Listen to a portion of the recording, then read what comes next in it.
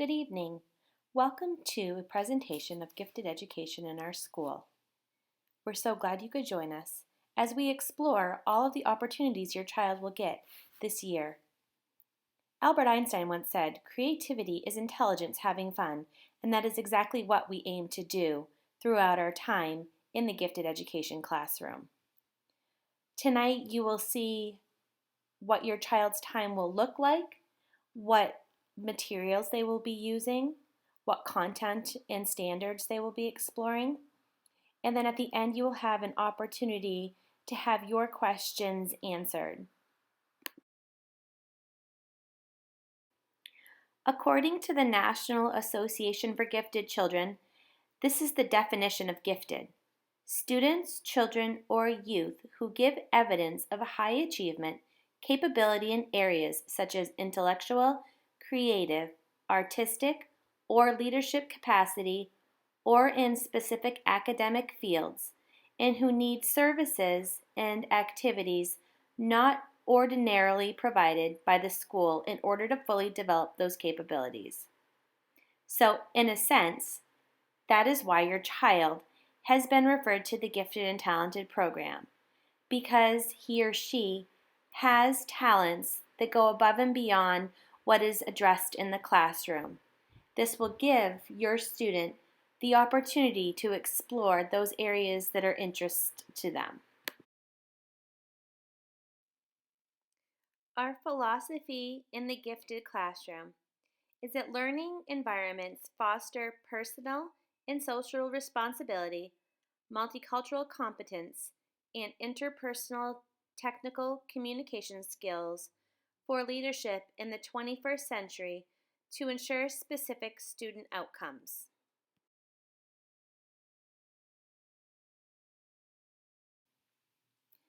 So, how do we identify students as gifted and talented? This is just a small list of many ways a child could be identified. Assessment tasks need to assess the quality, maturity, and sophistication of the student's thinking and learning strategies, their capacity to enhance knowledge, and also what students actually know or believe is possible about a topic or an issue. Unfortunately, classroom assessments usually don't assess this. They are designed to test how well students have learned the teaching, not what additional knowledge the students have added to it.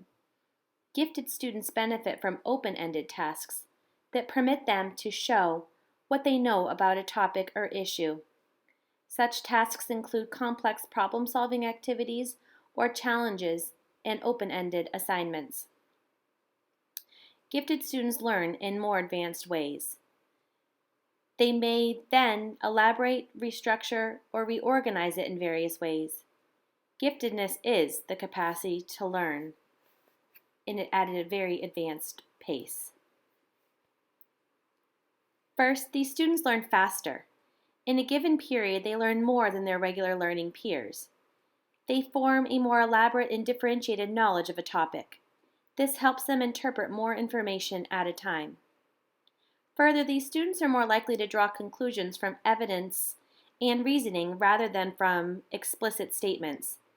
They stimulate parts of their knowledge that were not mentioned in the information presented to them and add these inferring skills to their understanding. What does the Gifted and Talented program look like in our school? There's opportunities for acceleration and enrichment. Acceleration refers to the speeding up of instruction. Gifted children are fast learners and require little repetition of information. Enrichment refers to the increased depth of study of a particular topic. It extends the regular curriculum. Both are needed in some form. We offer multiple options. A profoundly gifted child has significantly different educational needs than does a mildly gifted child, for example. In addition, a child may be exceptionally gifted in math, but not in language arts. Or they could be exceptionally gifted in language arts, but not in math. So multiple options are essential. Learning outcomes must be clear. The students may have fun, but they must also learn something new. Any child can participate in fun activities, but a gifted program should be one that is designed specifically for gifted children and their interests. Gifted and talented learners are a diverse group with a range of strengths and needs. All programming is student-centered, with voice and choice in student learning and opportunities for collaboration. Gifted and talented services are integrated within the educational system through collaborative efforts among administrators, GT teachers, classroom teachers, support staff, parents, and the community. STEAM stands for Science, Technology, Engineering, and Mathematics. Each of STEAM's 5 subjects share a common approach and focus.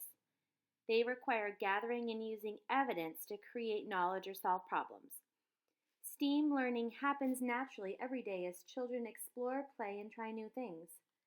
When young children have the opportunity to investigate the world around them, they learn and experiment with new STEAM skills and theories. Research shows there's a positive relationship between early STEAM experiences and success in schools. At a young age, STEAM learning happens by examining shapes, building forts from cardboard boxes, playing grocery store, pouring liquids and other materials, filling and emptying empty containers, and mixing paints to create new colors. And these are only a few examples. Many of children's everyday activities use STEAM skills, even if we don't typically think of them in that way. In our classroom, we will have multiple opportunities for students to work with science and technology. Robots for coding, circuits for creative problem solving, 3D printers for creating items that complement learning. There's a craft and design area for art integration. We are also working to build our resource library in addition to web-based options. The learning expectations for our classroom are student-centered and created beginning with the school pact of being safe, respectful, and responsible. This is a school-wide expectation and used for each common learning space within the building. The students created the other expectations as they felt were of most importance while they were using the GT STEAM space. Work together to include, not exclude. This is important for our philosophy of collaboration and teamwork. Our students are naturally curious about what others are doing, so we work extensively to learn from one another through this collaboration. Use only what you need is pretty self-explanatory. Because of budget restrictions, our materials and supplies are at a premium, so we stress to the students to be wise with their use of what it is they needed in their space. We really stress this of not wasting so our supplies will last longer. Follow directions when given. Our classroom is fairly student-driven. With this in mind, directions are mostly for managerial purposes. Students are to remain on task and work respectfully.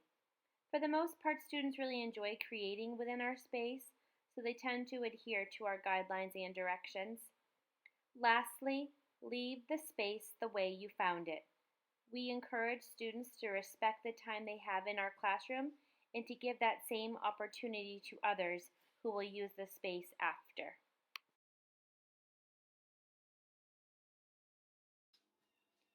The schedule for this GT STEAM space differs from day to day. Some blocks of time are devoted for specific grade level groupings. Other times are free floating for drop-in sessions. Teachers often book the space to do whole class lessons. No 2 days are alike, which is a really neat aspect of the space. We are very fortunate to give students these opportunities and always look forward to what they create. I have outlined a sample of what a GT class would look like in this space. This is not an exact science, nor do we adhere to this explicitly. As I stated, no 2 days look the same, just as no 2 classes follow the same schedule. This is just a generalization. Most sessions last for 1 hour once a week.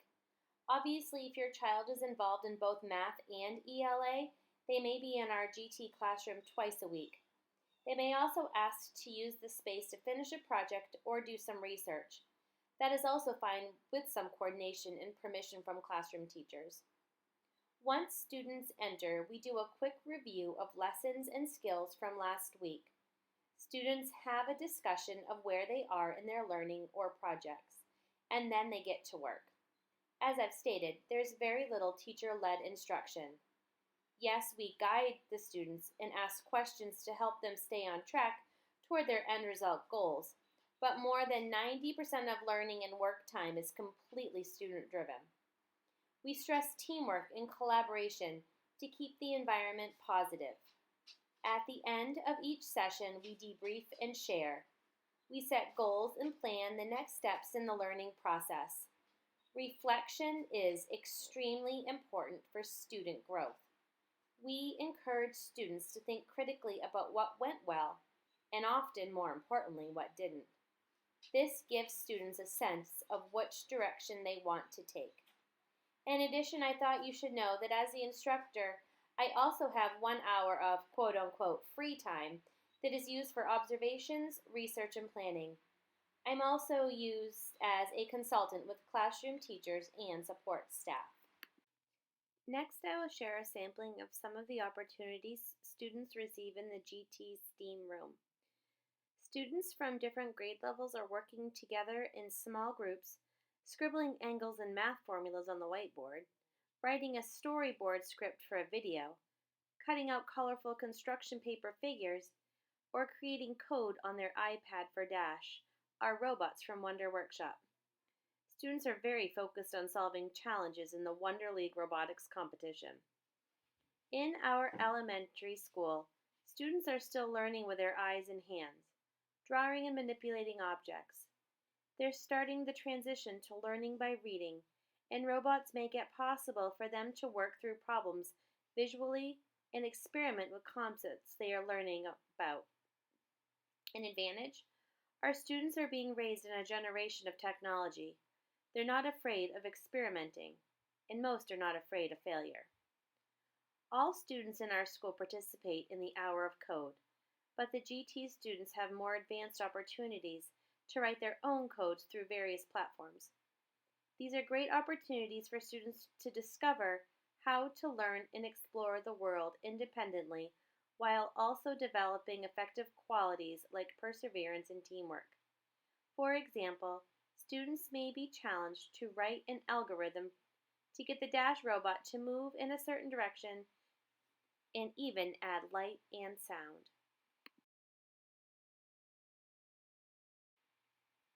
With the help from 3D printers, students have developed magnetic shoelaces, molds of fictional characters, headphone stands, and other original designs. We are constantly looking at ways to reduce barriers and increase opportunities in our students' education. It takes a lot of design, program, and run to put together pieces to advance learning to the next level. We're trying to get them ready for the 21st century, and they're already used to it. I'm going to share with you a real scenario where a 5th grade GT student from our school used our 3D printer in an amazing way. The task was to create a statistic model about states. Because we live in Maine, she chose forestation and made a 3D model of the 50 states based on how many acres per state was forested. What other skills are involved? The creation and use of a spreadsheet, knowledge of geography, and calculating percentages. She then discovered that different colors should be used to represent temperature and printed those states accordingly. The 3D printer is extremely versatile and lends itself to any interest in academic topic. We have had students interested in printing their own chess pieces. Some are using architectural design to print small model houses, and our design software really pushes students creatively. Culturally responsive teaching is a research-based approach that makes meaningful connections between what students learn in school and their cultures, languages, and life experiences. These connections help students access rigorous curriculum, develop higher-level academic skills, and see the relevance between what they learn at school and their own lives. It is our aim to screen and identify gifted learners from all diverse backgrounds within our school community. As stated, a preconceived notion of giftedness is the ability to complete work quickly. If we were using that alone, more than half a class would be identified. But out of those, some would likely not be of English language learners. We aim to make opportunities more equitable by using a variety of screening criteria. The perceptions and expectations are evolving away from what was thought as appropriate to more outside-the-box ideals. We aim to have a more inclusive framework which includes a definition of exceptional to include abilities in cognitive, social emotional aptitude, logical reasoning, linguistics, etc. There is no test for giftedness. We will use student surveys, nonverbal evaluations, performance-based evaluations, along with standardized tests. Parent input is also necessary and valuable. Do you remember when I said gifted students are able to acquire knowledge and skills at rapid paces? This also includes our ELL population, who learn English far quicker than our English-speaking students trying their hand at Spanish, French, or German. Widening the screening protocol has helped grow our pool for GT students. We value teacher input, we look for inherent student motivation, and ultimately we value what the student sees in his or her education. Our students must feel safe and supported in order to reach their greatest potential. In order to fit the diverse needs of our students, we must ensure that our classroom is a safe space where every student feels engaged, empowered, respected, and ready to learn. As the teacher, I feel it is vital to form positive bonds with students so that our classroom becomes a supportive space in which students can engage in academically and socially productive ways. Building relationships with my students creates a school culture that is inclusive, fosters personal and academic growth, and encourages positive social behavior. I do this by checking in with students, learning about their interests and families, and asking questions to build trust in our school relationship. Creativity is one of the most vulnerable forms of self-expression, and it gives us the time to fully commit ourselves to what we're feeling. By being creative, we're putting a piece of ourselves out into the world. We are free to reflect and express ourselves in a way that works solely for us.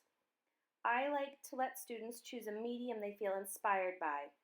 Some examples are journaling, drawing their feelings and emotions, building, or crafting. Our space is completely student-centered with many areas and options.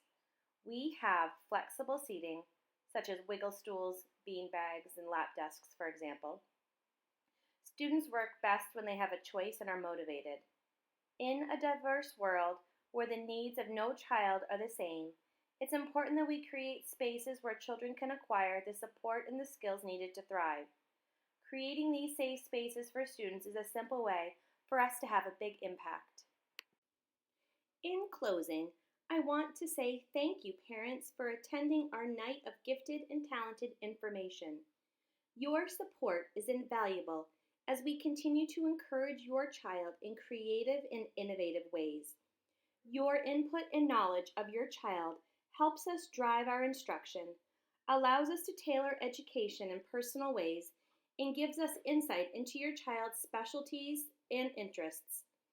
Gifted education is not static. We are always moving forward, looking into new technology and media. We value the creativity of our students as we teach the next generation of innovators, leaders, and inventors. We aim to create a space where all students feel safe, valued, and welcome. Without your child, we would not get to share our love of creativity. They're an amazing bunch of learners, each with their own ideas and skills. It's going to be a fun year, and I look forward to what lies ahead. Communication is important to me, so please make sure you have my contact information before you leave. And now, I welcome any questions or comments as we open up the floor.